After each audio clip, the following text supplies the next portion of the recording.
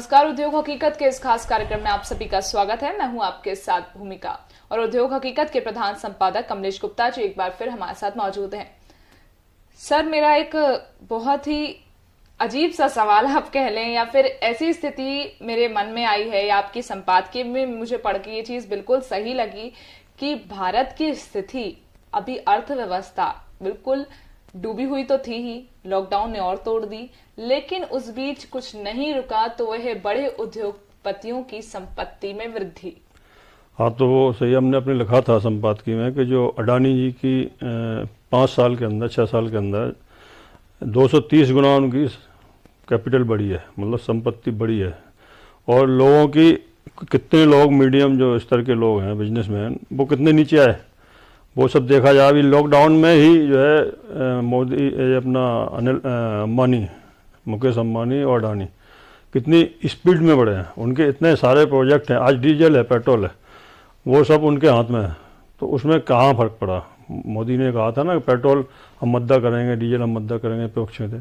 तो ऐसा एक्चुअल में तो ये है कि भाई इस देश में ये है कि जो आदमी ताकतवर है, पैसे वाला है या उसके राजनीतिक पॉलिटिक बहुत बड़े कनेक्शन है, बहुत बड़े कनेक्शन है, तो उसको जो इतना सपोर्ट मिलता है वो इस सीट में जो काम बढ़ाता है वो ही गलत है मेरे हिसाब से। क्योंकि बीमारी कह लें आपके हिसाब से? नहीं, बीमारी ही है वो। क्या फैल होते हैं वो लोग बाद में। एक आदमी की लिमिट है। आज जैसे हम इंडिविजुअली अडानी की बात कर रहे हैं तो मेरे हिसाब से उनकी उम्र करीब 57-58 साल है, मेरे नज़दीक है। तो 57-58 साल की उम्र में वो 6 एयरपोर्ट जैसे उनने ले लिए, कोयले के सारे ब्लॉक ले लिए, पावर में उनका नंबर 1 हो गया, रिलायंस पावर खरीद लिया अनिल अंबानी का, सब पे वो बोली लगा रहा है। अभी DHL पे बोली लगा रहा है वो। तो वो क्या चाह रहे हैं कि इंडिया के वो आइकॉन बन जाए, बिल्कुल के मतलब वैसे अंबानी और अडानी मिलते जुलते नाम है, 2 के अलावा तीसरा नहीं रहे। तो इसका कैसे संभालेंगे वो, मैं तो नहीं मानता। मैं तो जो भी बिजनेस करता हूँ, अगर मैं देखूँ कि उसको मैं एक दिन भी ना जाऊँ तो काम की स्लो स्पीड होती है। बिल्कुल सही बात है। और हम अगर ऑफिस में बैठे रहें, हम चाहे बाहर निकलें या ना निकलें, लेकिन लोगों को डर रहता है पता नहीं किस टाइम आ जाएंगे। तो आज उसी टाइम अगर हमने बैठे देख लिया तो हमें तो यही लगेगा ना तुम बैठे हो। बिजनेस तो टोटली रिस्क का मैटर है, कभी उतार कभी चढ़ाव। नहीं, तो उन्हें क्या फर्क पड़ता? तो सिर्फ चढ़ाव ही चढ़ाव है। उनको कोई फर्क नहीं पड़ता। अभी चढ़ाव दूसरी वजह से है। ऐसा कौन सा बिजनेस टेक्निक वो यूज कर रहे हैं? हाँ, तो अभी वो वजह दूसरी है चढ़ाव की। अभी उसकी वजह दूसरी। अभी इन्होंने कितने लोन ले रखे हैं, अभी कम से कम $30 बिलियन का लोन इन पे हो चुका है ऑलरेडी। सर, तब बैंकों के पास भरपूर पैसा हाँ, इनको देने के लिए तो है। देश तो यही है ना, देश तो यही है ना। हम लोग क्या या आम आदमी क्या, कितने पैसे लोग हैं यहाँ पे। आप जो देखो कितने लोग हैं जो कि एक पूरी ज़िंदगी में, अपनी पूरी लाइफ में एक बोरी सीमेंट भी नहीं लगवाते अपने घर में। सिर्फ उनका पेट ही चलता है, बस रोटी दाल सब्जी या फिर चटनी रोटी, प्याज रोटी, नमक रोटी। इतने परसेंट आप देख लो इंडिया, गांव-गांव में जाके देख लो क्या हाल है। तो इसमें अब ये तो एक वो चल रहा है कि अंधेर नगरी चौपट राजा चल रहा है, टके शेर भाजी टके शेर खाजा। मतलब जिस भाव में आपको भाजी मिलेगी उसी भाव में आपको खाजा मिल जाएगा। अंदर मतलब इतना पैसा, कितने लोग फैल हुए। आप हमारे पास पूरी उसकी वो है, हम इस बात पे बहस भी कर सकते हैं। कारोबार बंद हो गए। अभी 10 लाख करोड़ बैंक ने NPA किए, जो पैसा नॉन परफॉर्मेंस अकाउंट में चला गया। 10 लाख करोड़ रुपए, जिसमें आपने नीरज मोदी हैं, विजय माल्या हैं, जो 4-5 तो देश छोड़ के चले गए। बाकी जो अभी देश में है, जैसे कि अभी इनका सहारा इंडिया, अपना JP एसोसिएट्स, जो अपना DHLF है, तो भाई इन DHLF पे अभी 95,000 करोड़ रुपए का लोन है, कर्ज है पूरा। आज उनका पूरा एसेट्स हाई बोली लगवाने के बाद 32,000 करोड़ रुपए में आ गया। तो भैया जो 63,000 करोड़ रुपए कौन देगा? ये कहाँ से आएंगे? एक आम आदमी जो एक किस्त नहीं दे पाता, गाड़ी की 2 किस्त नहीं दे पाता, उसके यहाँ तो उनके आदमी घर पे पहुँच जाते हैं गाड़ी उठाने के लिए कि भैया आपने किस्त नहीं भरी। तो ये दोगलापन का व्यवहार तो इंडिया में चलता आया। गरीब मरता आया, कोई किसी को चिंता नहीं, ना मोदी जी को चिंता है, ना हमारे शिवराज जी को। कौन इस बात को करता है कि आपके बैंक हैं वो खुद पूरे पावर है। तो सर जितनी तेजी से ये ऊपर उठ रही है संपत्ति, इनकी वृद्धि हो रही है, तो क्या सत्ता बदलने से इनमें फर्क आता है क्या? 100% आता है। 27 के तो है, वो है काय के, अभी कौन जानता था? तो बढ़ती उम्र, अडानी को भी जानता था कौन है? बदलती सत्ता फर्क लाएगी कुछ?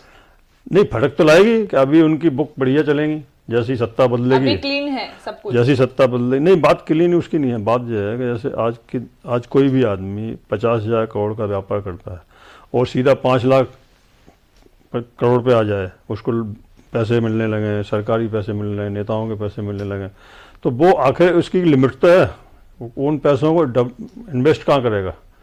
अगर उसने अभी उनके पास ये है कि कोई उनके बीच में हाथ नहीं डालता, सबसे बड़ा फायदा तो ये है।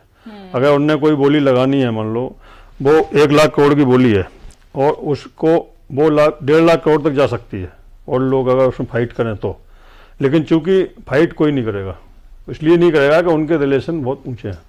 सर कोरोना में जो स्थिति हुई है और अभी जैसे भी हालात बने, वो मोदी जी से छिपे नहीं हैं सर, लेकिन उसके बावजूद ऐसा होना, तो मोदी जी से क्या उम्मीद? हम तो नहीं जब करते। सत्ता की बात आ रही है तो अभी गिनती के लोग हैं जो, पर तो गिनती के लोग होते हैं। एक व्यापार संगठन होते हैं जो पार्टी वाइज चलते हैं, कुछ व्यापार संगठन होते हैं जो कांग्रेस को फॉलो करते हैं, उनको चंदा देते हैं। अभी इस समय बीजेपी के ज़्यादा हो गए, जो कांग्रेसी थी वो भी बीजेपी में मजबूरी में आ गए। अगर वो नहीं आते हैं तो उनके काम बंद हो जाएंगे। ये समझ, सीधी सी बात है। एक तरह से ये अघोषित इमरजेंसी टाइप की चल रही है कि कोई कुछ बोलेगा नहीं। अब जी टीवी को देख लो तो साले को गुस्सा लगती है, वो क्या बोल रहा है। अब हमारे फिल्म के हीरो जो 2-2 करोड़ रुपये पर डे कमा रहे हैं, अक्षय कुमार, अभी एक फिल्म आ रही है उनकी, 100 करोड़ रुपये लिए उन्होंने, 50 दिन में काम पूरा करेंगे और फिल्म की कुल लागत है 150 करोड़। मतलब बाकी फिल्म 50 करोड़ में बन जाएगी, 100 करोड़ केवल अक्षय कुमार लेंगे। अक्षय कुमार किसके चाहिए थे सबको पता है। अक्षय कुमार इंटरव्यू ले चुके हैं, वो पूछ रहे थे सर आप आम कैसे खाते हैं, चूस के खाते हैं या काट के खाते हैं, ये इंटरव्यू ले रहे थे। आपके अंदर जितनी वो कहाँ से आती है काम करने की? अरे काम क्या करता, कौन काम करता भाई? काम कोई प्रधानमंत्री करता क्या? प्रधानमंत्री का काम करने की क्या ज़रूरत है? उसको तो अपना मतलब मेरे हिसाब से तो कुछ भी करने की ज़रूरत नहीं है। वो तो सिर्फ एक अपने दिमाग से ऑर्डर चलाते हैं कि भाई हम लोग कोई काम करते हैं क्या। मेंटलिटी रहती है कि हमारी हमको ऐसा करना है, वैसा प्लानिंग करते हैं, बाकी काम कौन करता है? तो खैर सर हम ये मान सकते हैं कि इन बड़े उद्योगपतियों पर एक किसी बड़े राजनेता या फिर बड़ी पार्टी का हाथ है अच्छा सा, तभी तो सर इतने सपोर्ट में इतनी चीजें हो पा रही हैं। वो तो है ही, सबको जानते हैं। अब आपको नहीं, आपको भी तो जानते हो। निजीकरण आप भी प्रेस से संबंध रखते हो, आपको ही पता कि उन पर किसका हाथ है, लेकिन आप भी नहीं बोल सकते। कल के दिन हो सकता है आपके चैनल पर नोटिस पहुंच जाएगा आपने ऐसा क्यों कहा, आपको क्या प्रूफ है? मेरे पास तो प्रूफ नहीं सर, देखिए उंगली तो हम नहीं उठा सकते किसी के ऊपर, लेकिन सवाल जरूर कर सकते हैं कि ऐसा क्यों। अरे आप जब मोदी जी ने जो चुनाव लड़ा 2014 का, उसमें किसके हवाई जहाज थे? सब पे अडानी लिखा था। तो पर्सनल उनके पूरे चुनाव में उनकी अडानी के वो रहे, अडानी हेलीकॉप्टर है, सारे यूज आज भी करते हो। अडानी के नेक्स्ट पीएम मान सकते हैं, इस तरह से कह सकते हैं। तो वो उनको पूरे उनके जो विदेशों में भी काम चल रहे हैं उन पे भी उन विदेशों को मालूम है कि इंडिया के किंग के साथ हैं, इनको मतलब कोई भी परेशानी नहीं होनी चाहिए। लेकिन जो आम जनता है वो देखो ना, यहाँ पे तो कोई भी अडानी बन सकता है जिसमें सत्ता का सपोर्ट हो, वैसे नहीं तो अडानी कैसे बन सकते आप? आज अंबानी जी का कोई बयान है अभी ताज़ा, उन्होंने कहा कि भाई मोदी जी देश की अर्थव्यवस्था को सही कर देंगे। तो वो तो कहेंगे क्योंकि उनकी अर्थव्यवस्था सही चल रही है। और मोदी जी बैठते किसके साथ हैं? मान लो अगर बैठते हैं तो आज अडानी के घर जाते हैं, उनकी मिसेज से हाथ मिलाते हैं, बाकायदा हाथ मिलाने का आदान प्रदान होता है। और अंबानी जी उनके पीठ पे हाथ रखते हैं, ऐसे गले कमर में हाथ डाल के। तो ऐसे कोई प्रधानमंत्री के साथ भेद होता है क्या?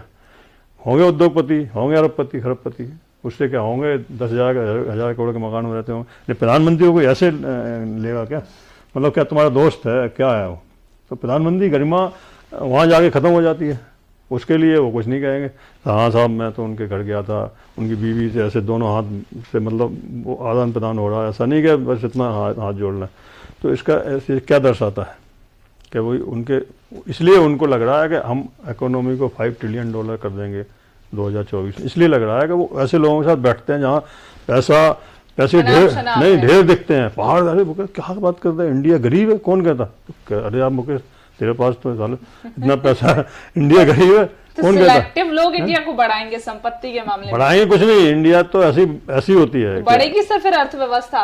अर्थव्यवस्था तो बढ़ी हुई है, घटी का कब कहाँ से बढ़ी हुई है सर? अर्थव्यवस्था में कोई कमी नहीं है, पैसा जिन पे है वह है। तो जिन पर है उन पर है ना, बाकी वही का क्या? तो वही अर्थव्यवस्था होती है। आज मोदी जी ने नोटबंदी करी, उसमें ना हाथ क्या लगा, जितना पैसा चलन में था वो पूरा वापस आ गया, और उतनी इससे ज्यादा उन्होंने और नई करेंसी ला दी। तो पैसा कहाँ है, वो कहाँ है 2000 का नोट, कहाँ गायब हो गए? हमें तो नहीं मिलते। बिल्कुल। हम लोगों के यहाँ भी 10-20 लाख पेमेंट आते हैं, लेबर को सबको देने पड़ते हैं, तो हमको 2000 का नोट दिखती नहीं कहाँ है, तो कहाँ गायब हो गया वो? जब नोटबंदी की तो एक आपके साउथ के हैं बीजेपी के बहुत बड़े ठेकेदार हैं, उनके यहाँ 32-34 करोड़ नोट 2000 के पूरे मिले थे, जब बैंकों में लोग लाइन में लगे थे।